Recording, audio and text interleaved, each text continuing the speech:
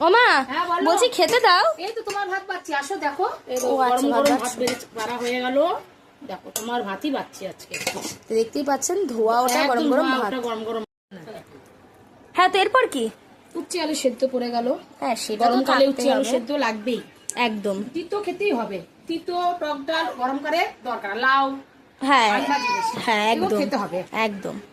উচ্ছে আলু পড়ে গেল। পড়ে গেল।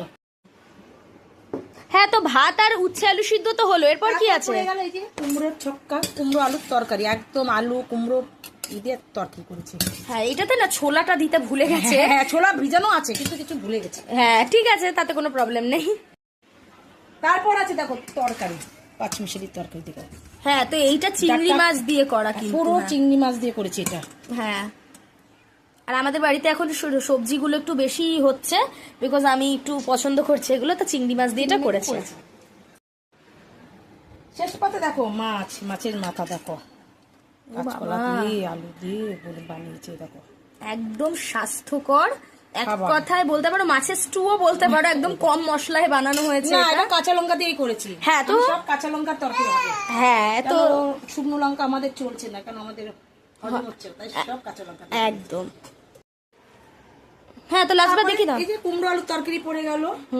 তারপরে যে চিংড়ি দিয়ে তরকারি করেছি, পাঁচমিশালি তরকারি চিংড়ি মাছ দিয়ে করেছি। হ্যাঁ, লাস্ট পর্যন্ত এই যে মাছ আজকে। হ্যাঁ, তো দেখতেই পাচ্ছেন আজকে থালি তো একেবারে জমজমাটি থালি। তা আজকে থালিটা আপনাদের কেমন লাগলো অবশ্যই জানাতে কিন্তু ভুলবেন না। যেটুকুই, টাটা।